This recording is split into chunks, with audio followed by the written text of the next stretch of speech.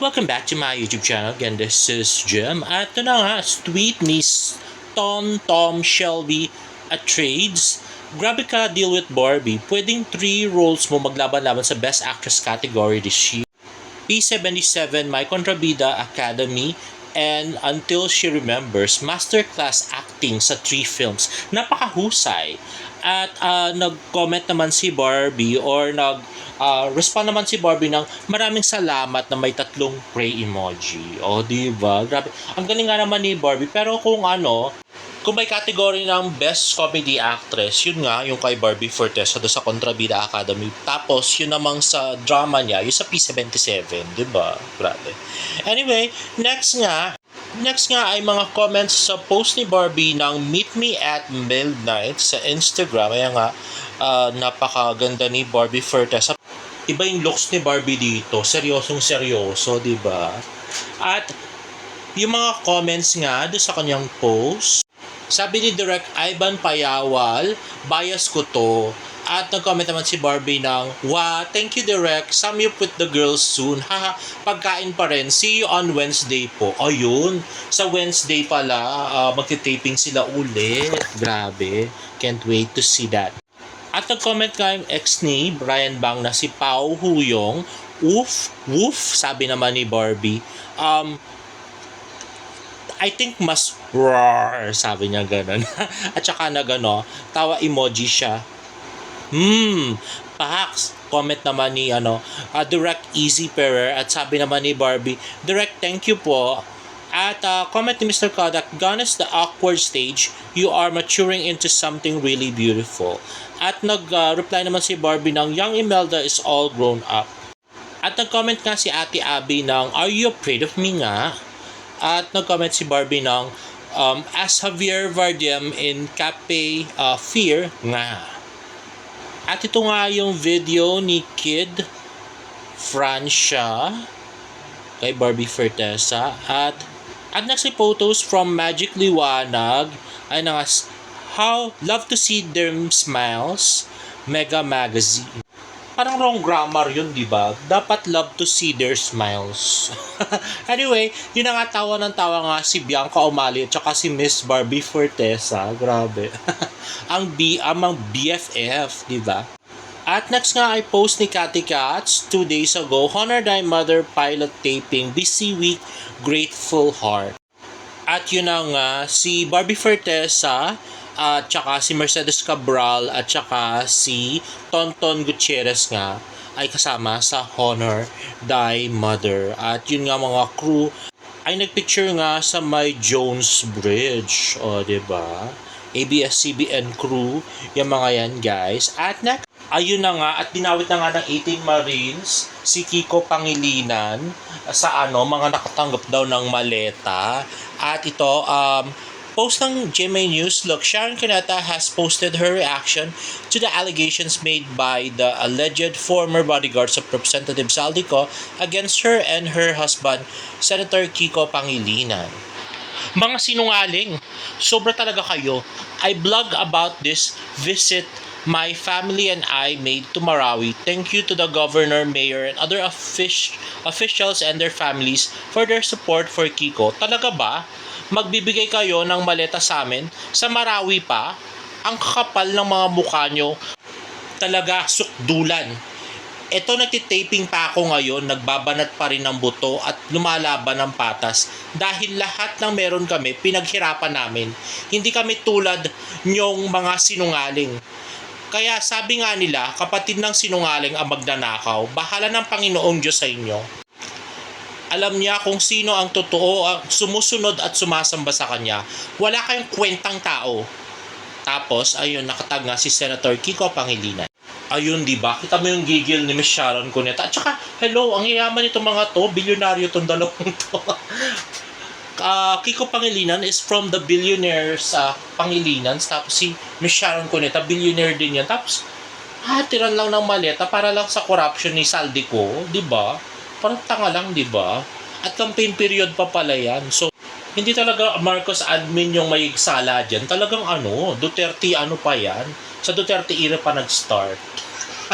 Yun lang naman ay opinion ko. Anyway, ito nga, nag-post nga ng Instagram story si Tita Eden sa mga post ng fans sa birthday. Greetings sa birthday ni David Licao. At ito yung IG story ni David from Boy Scouts of the Philippines. At next naman ay IG story ni Miss Joy Marcelo na nirepost ni David. Si Miss Joy Marcelo na sisiraan ng husto ni Pikwa na kesyo daw, siya daw ang pumipigil sa project ng Barda. As per Pikwa lang yan ha. Tapos, may gusto daw siya kay David. Lihim na pagnanasa kay David Licao ko. Lang yung Pikwang yan. Grabe. Mga libelous yung mga claims niya. Hayop na yan, no? At syempre wala namang katotohanan yun, no? Mahal na mahal nga ni Barbie Fortesa yung si Miss Joy Marcelo kasi yan? Manager niya yan bago si Ma'am Jan Navarro, no? Diyan siya sumikat. Grabe kayo. At ito nga yung greeting ni Ma'am Joy. Happy birthday, David Licao. I still remember the day I with you, proud of what you have become. More than on screen, I'm happiest off screen with the David I know. Unfiltered and so real. Tamang timpla, minsan sobra pa nga. Haha, love you.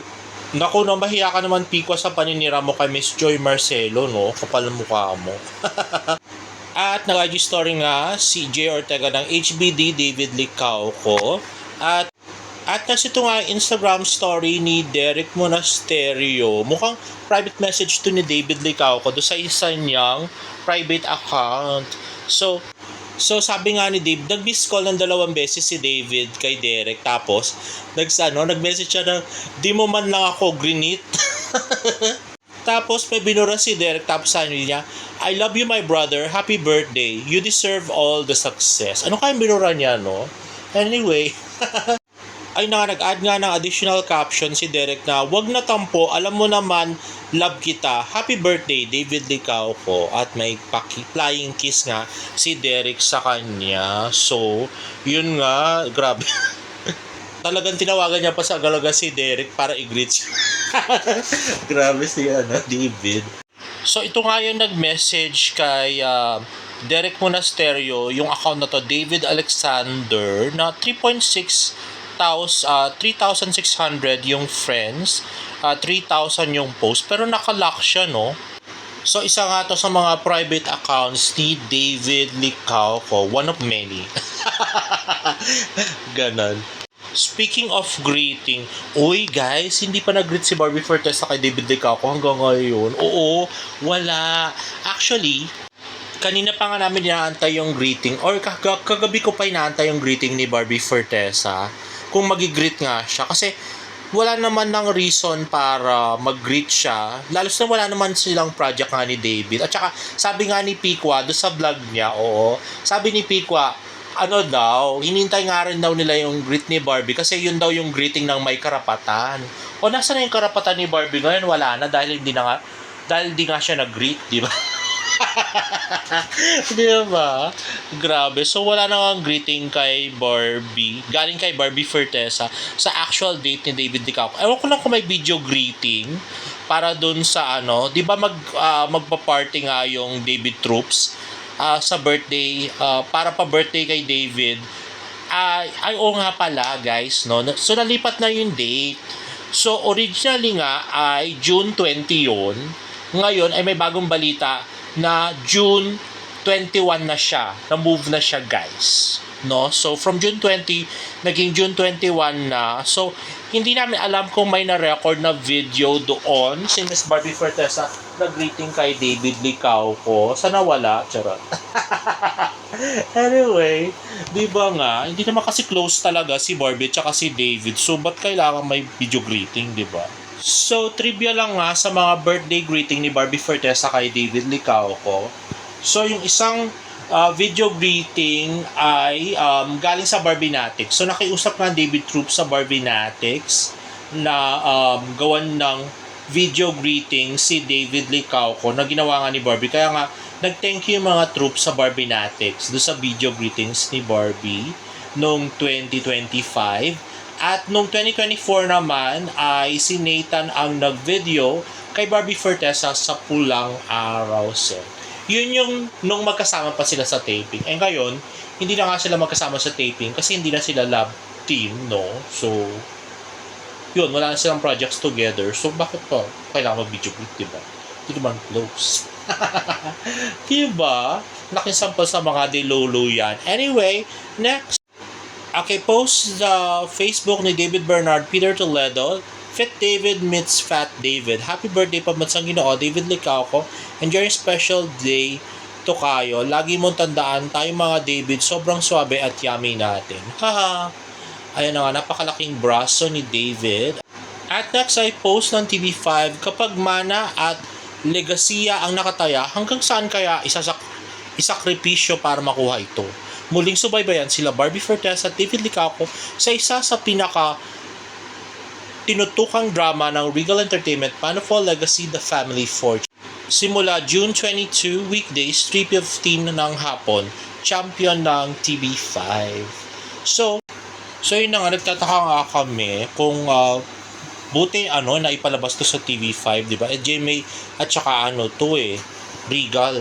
So marami nang nag-post si Lad Sario at saka si Zachary Madrinan, pati na rin ang Ola.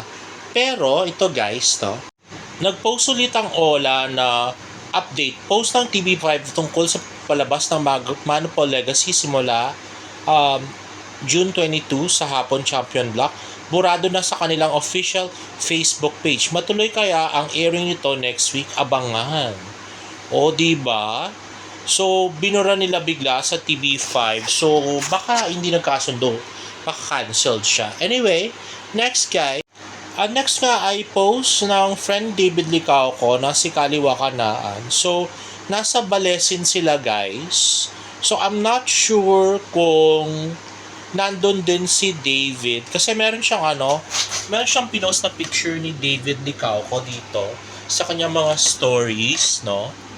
So I'm not sure kung real time yon, no? Kasi nga may picture si David Licauco with a fan. So hindi ko alam kung ito yung late post o ang late post ay yung picture ni Kaliwa Kanaan. So ito nga, more videos in Balesin Island nga daw. So ito nga ay sa Costa del Sol, Balesin Island, Pulilio. So eto, so more videos.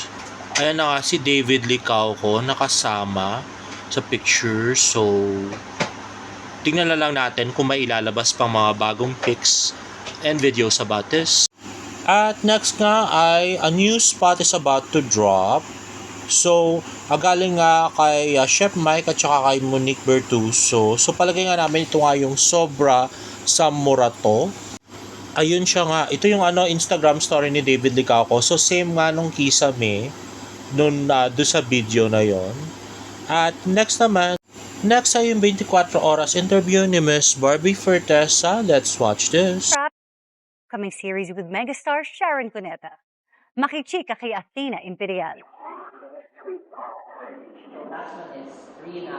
Proud si Barbie Forteza na mapabilang sa generations of leading actors ng isang fashion and lifestyle magazine. Sabi ni Barbie, pangarap daw talaga niyang makilala bilang isang mahusay na aktres. I'm not here to be a celebrity. I am an actor. And this is proof. For someone who really wanted to make a mark in this industry, for her passion for acting, now parang na-acknowledge yun, yung dream ko na yun. As a professional actress, mahalaga para kay Barbie ang punctuality at pagrespeto sa oras ng mga katrabaho. Naging viral pa nga ang triggered interview kay Barbie ukol dito. Paglilinaw ni Barbie, 2013 pa raw nangyari ang insidente. Ano ba nag-approach sa'yo na ako ba yun? Wala. Actually, wala. Kasi I don't think alam nung, yes. Pero again, Diyos ko po, ang tagal na po nun. And it was all forgiven na. Kasi nga, na-address na rin siya right after. Nung nalaman nila na nawala na ako sa set, in-address nila agad, tinawagan nila ako agad, I apologize. 2013 pa, so more like before Half Sisters pa yun. Ang tagal na pala, no, bata pa siya nun. Pinaghahandaan na ni Barbie ang family drama series na Honor Thy Mother, kung saan makakasama niya ang idolong si Sharon Cuneta. Barbie shared why she is a fan of megastar. She was never your stereotype bida. Na pag may ganitong line, ide-deliver niya ng umiiyak. Minsan hindi. Minsan mas quiet. Minsan hindi nga siya iiyak eh. Pero tagos. So mas yun, yung complexity of delivering dialogues, of creating your character. Athena Imperial updated sa Showbiz Happenings. So ayun na nga, hinintay nga natin kung gagawa nga ng video greeting. Kung gumawa nga ng video greeting si Barbie Fortesa for David Licauco sa birthday niya nga sa 21 with the David Troops. Dati kasi may tweet, tapos iba pa yung video greet, iba pa yung tweet. Ngayon, wala nang tweet kasi hindi na nga sila magka-love team. So, wala na nga silang project together. So, bakit pa i-greet, di ba? Hindi naman sila close. Naku, pahiya na naman sila Pikwa niyan.